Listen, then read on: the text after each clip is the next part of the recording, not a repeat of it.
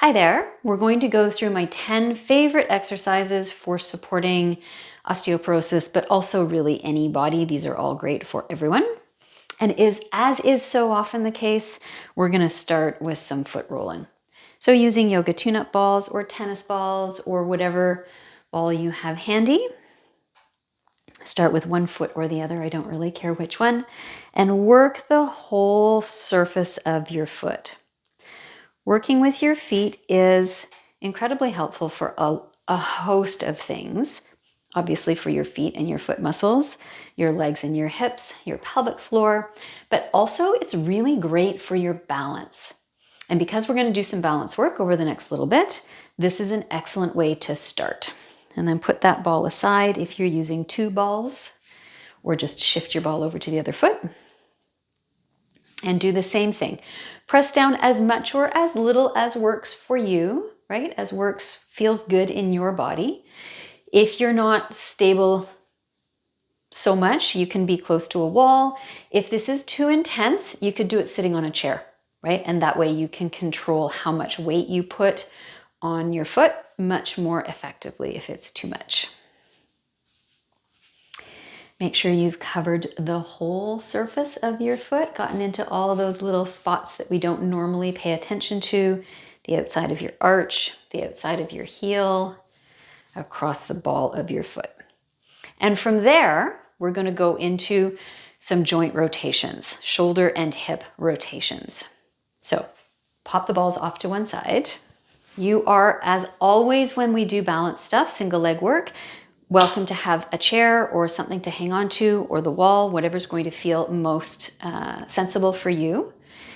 And we're going to start by tipping your weight over onto one leg. So let's say your left leg, and you're going to keep strong in the side and the back of your left hip.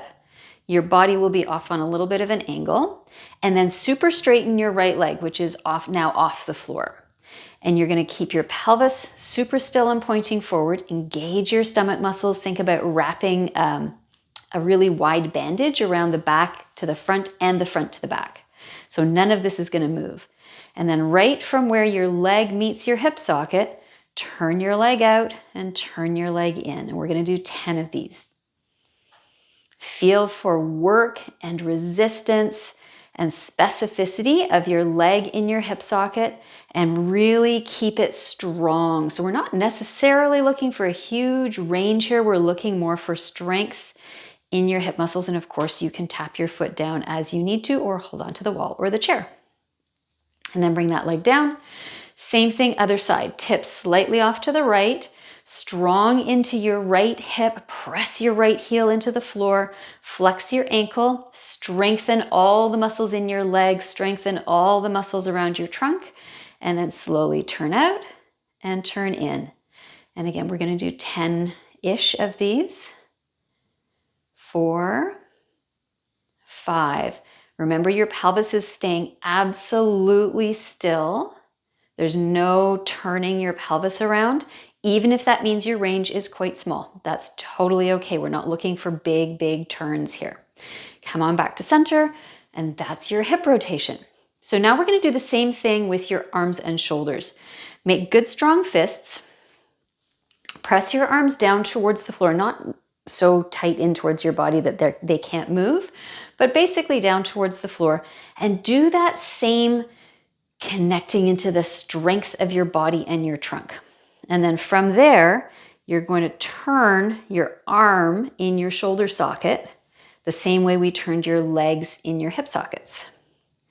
You want to find a range that feels smooth and strong. So again, especially if you tend to be hypermobile and you can really turn a lot, think about creating some internal resistance that feels strong, not that feels clenchy or bracey or unpleasant. 3, 2, 1 more, and then pick a different arm position. You can come up, you can come out, you can come forward.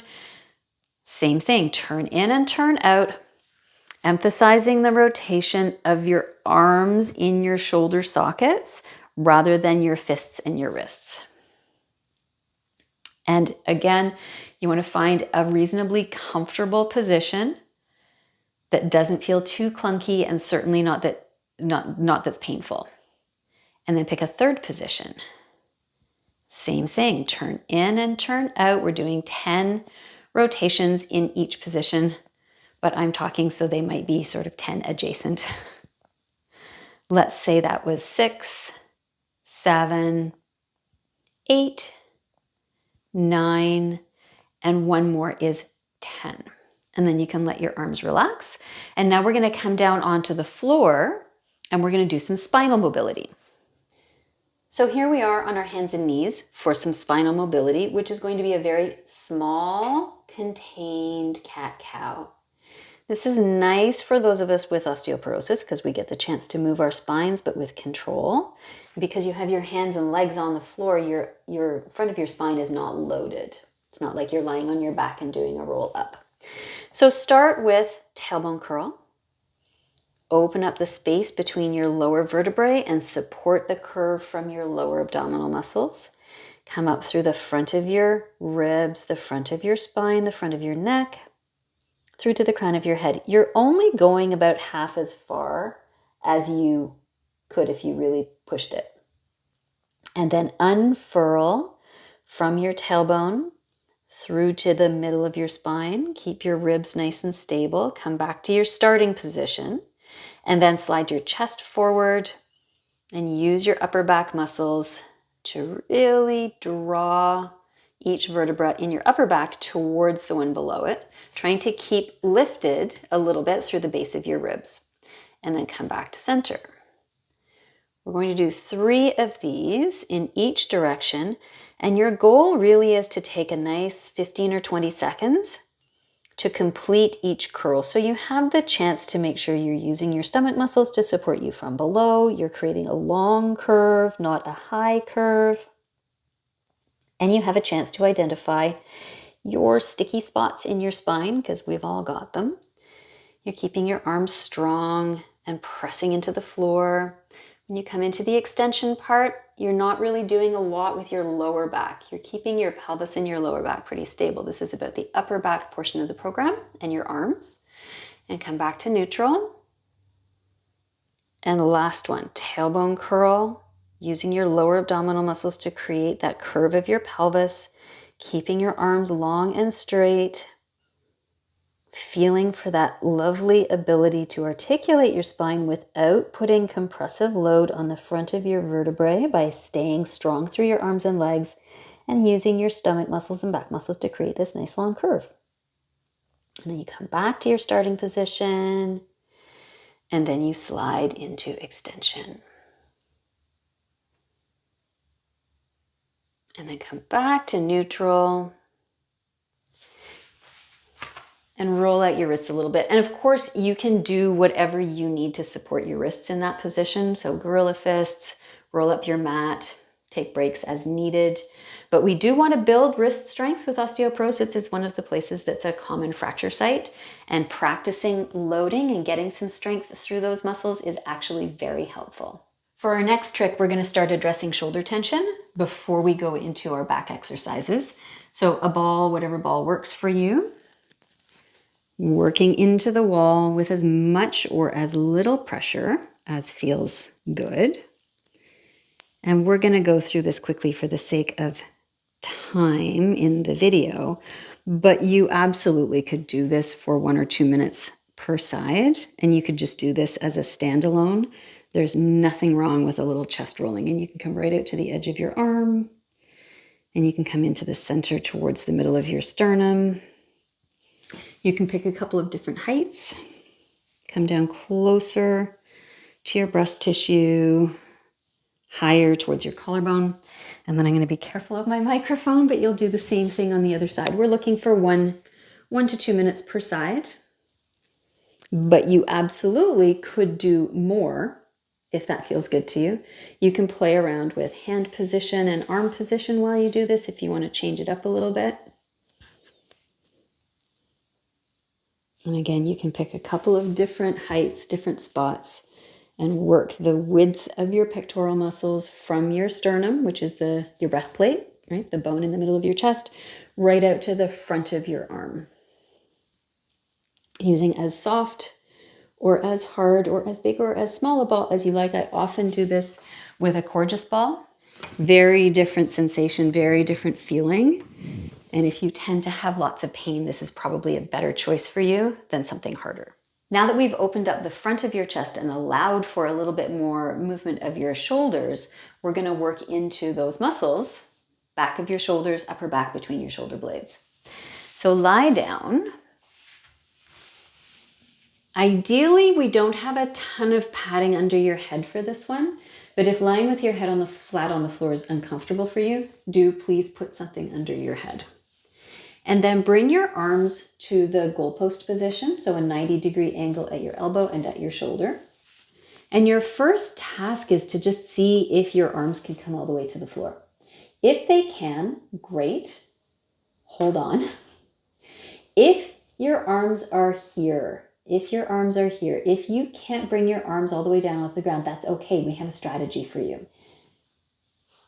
Grab some yoga blocks or cushions or folded blankets or books, something that's going to bring your arms up to a comfortable, doable position so that you can have something to press down into. If you don't have anything, you can just find the appropriate height and imagine something to press down into. But for this one, it's really nice to have the actual surface underneath you.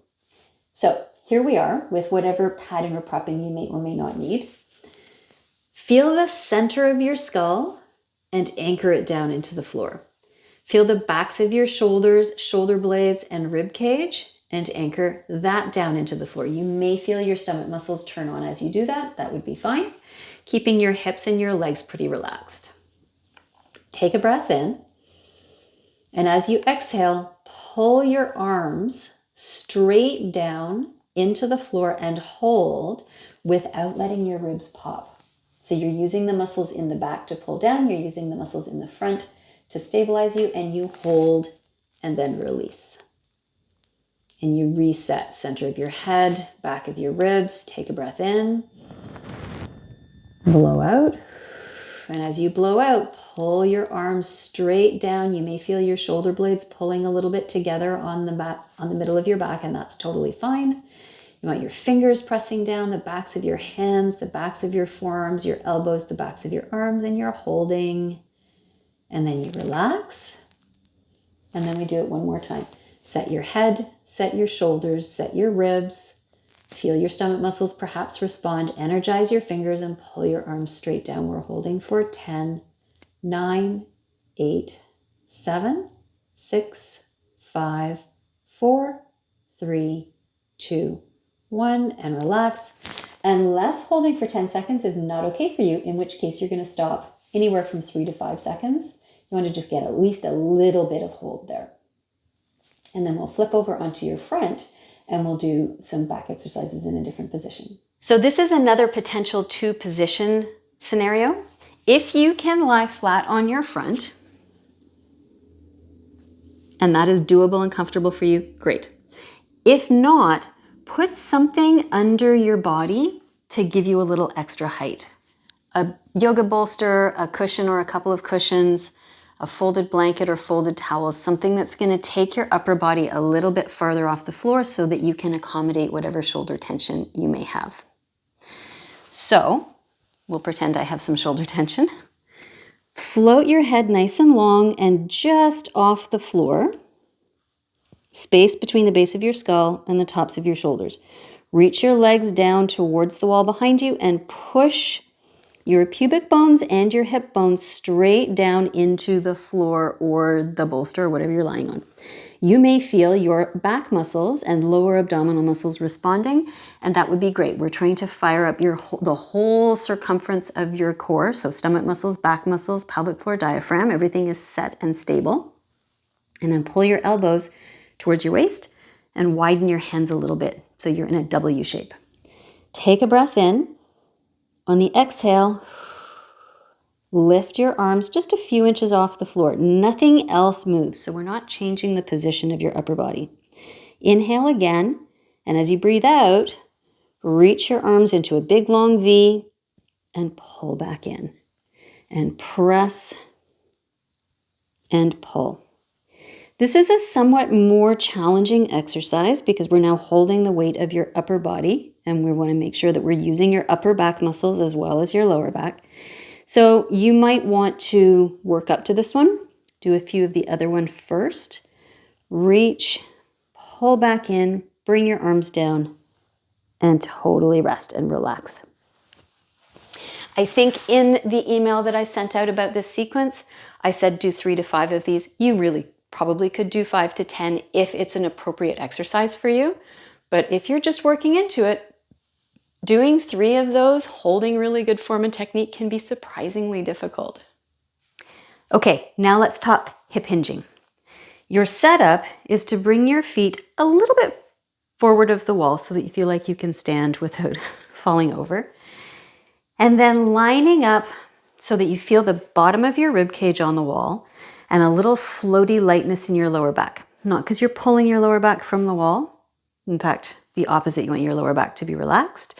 You may feel your stomach muscles engage as you drop your ribs and slide them just a little. You're not trying to compress them. You're just opening the back of your ribs against the wall. I have no need for your head and neck to be on the wall. If you can do that, great. But I'm more interested in this line from the base of your ribs to your pelvis. And then shimmy your butt a little bit and hear the fabric of your pants on the wall, because that's going to be one of your cues. Take your thumbs and put them on the bottom of your rib cage and your fingertips and put them on your hip bones. This distance is not going to change as you move, right? So if you flex, the fronts of your ribs come closer to your pelvis. If you rib thrust, your thumbs come farther from your hips. So we're going to keep this the same. And then your hinge is you bring your pelvis forward on top of your leg bones. And ideally, you should hear the fabric of your pants moving on the wall as your sit bones end up pointing directly into the wall. And then do the same thing in reverse. Move your pelvis on top of your leg bones as your whole upper body comes up as a unit. And in theory, you should end up in exactly the same position with your lower ribs snuggled to the wall, your lower back light, your butt on the wall, and your head and shoulders wherever they were to start with. So if you have more capacity for movement in your thoracic spine, your head will probably stay a little bit more in line with your shoulders. Hinge. Hear that movement of the fabric. If your fabric is not moving, then that means you're not moving your pelvis. You're moving from your lower back. You do not need to go far. Maybe this is your stopping spot. You want to keep weight in your heels. Really feel weight traveling into your heels as best you can. And you only need to go a little distance if that's what works for you. If you feel back discomfort, you could let your head softly roll forward. You can really think about your stomach muscles holding you up from below. You can moderate your range. You could move your feet further forward. You do what you need to do to feel like this is a working stretch through the backs of your legs and a real folding at the fronts of your hips. We also have another strategy to do with this with a broomstick. So what do we do with a broomstick? You put it behind you, hold on to the top and the bottom of the broomstick so that the bottom of the broomstick is in contact with your sacrum and the middle of the broomstick is in contact with your lower ribs, because remember that stack between your ribs and your pelvis is really key for this. If you can bring your head onto the broomstick without losing the connection of your lower ribs, great. If not, let your head and shoulders come a little bit forward so you maintain this portion of things. And then weight towards your heels. Send your sit bones back towards the wall behind you. And your challenge is to make sure that you don't lose the connection to the broomstick, either through your sacrum, which would be an indication that you're butt tucking and flexing your lower spine, or your lower ribs, which would be an indication of rib dumping. Both of those things get in the way of a really awesome hip hinge. Lean forward, weight to your heels, toes lighten, the capacity to lift your toes if that's possible for you. And come on back up. The work that you would feel, if you're feeling work, is somewhere in the backs of your legs, right? Along your hamstrings, along your glutes, maybe into your calf muscles. This is an excellent, super important everyday skill for picking things up, loading the dishwasher, getting the laundry, sweeping, right? Being able to hinge, send your butt untucked as you come down to sweep up the brush and dustpan. Hip hinging is super important. Now it's time for spinal unloading. 3 to 5 minutes at a time every day. You could just do this in bed by having your legs out flat if that's appropriate for you, taking your pillow out from behind your head. You can support the backs of your knees if that feels better, but we're just letting gravity open up the whole front of your chest. Let your spine roll back. The other option for this is to bring your legs up on a chair or sofa or coffee table and allow your legs to drop deep into your hip sockets and your spine to rest down onto the floor. I do like the idea, if it's possible for you, of keeping your leg flat. You could do one leg at a time so that you have the opportunity for a little bit of openness through the front of your hip as well. But I do both of these, right? Lots of different options for release, rest, relax. And then we're going to go upright again. So now we're going to do some balance and agility. If your balance is a bit funky, I would say do this against a wall where you have something to hang on to. And we're going to play with what's called semi-tandem and tandem stance walking. So semi-tandem is legs hip distance apart. You're going to very deliberately shift your weight onto one leg and roll heel, ball, toe. The other side peels off. Heel, ball, toe, keeping your legs hip distance apart and keeping your body as centered as you can. And then do the same thing going backwards. Toe, ball, heel, toe, ball, heel. Keeping your body centered can require surprisingly more core work than you might think, given that most of us tend to walk more or less hip distance apart anyway. And then come through, heel, ball, toe, heel, ball, toe, and one more, and then we'll go backwards again. So you're reaching toes, ball of the foot, heel, toes, ball of the foot, heel, bending and straightening your knees as makes sense for your particular gait pattern. And then we're going to go for a tandem stance. So tandem is where you actually line one foot up directly in front of the other. This is also a place where you might want something to hang on to. So I'm going to turn around so I'm perhaps facing the light a little differently here.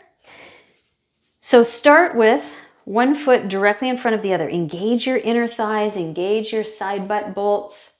Have something to balance if you need to. Bring your arms out to your side if you need to. And then bring the other foot, the back foot, directly in front.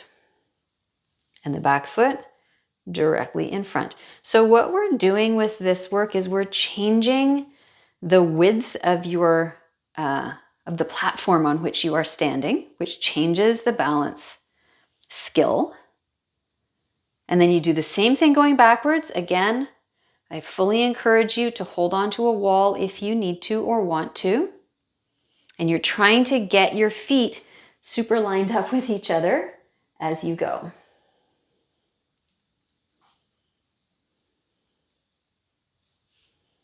When you get to the end of your mat or your space or your carpet, come forward, heel, ball, toe.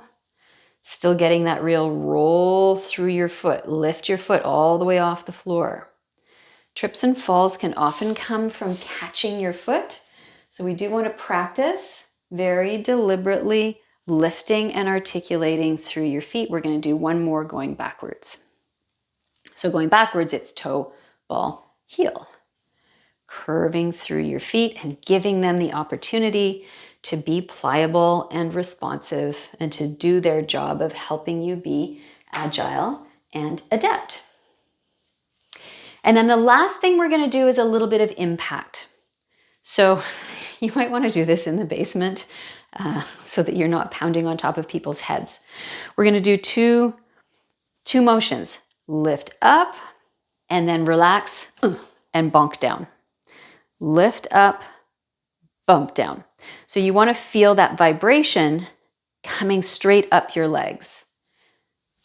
Keep your legs straight while you do this so that the vibration travels right up to the really key spot here, which is the femoral neck, the space where your leg bone, but just before your leg bone comes into your hip socket. And you can experiment with this. If you bend your knees, you'll feel the vibration stops much sooner. You don't get that vibration right up into the tops of your legs and your hips and your hip bones. So you can do, 10 or 15 of these, 10, 9, and we get double benefit because strength to come up, vibration on the way down.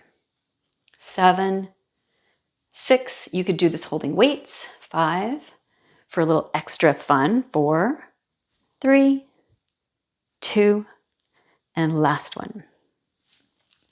So there you go. Those are my 10 favorite exercises, not only for osteoporosis and osteopenia, but really just for getting some movement throughout our whole body for everybody. Questions or comments, pop them in down below. I love questions. And we'll be doing some weight work next.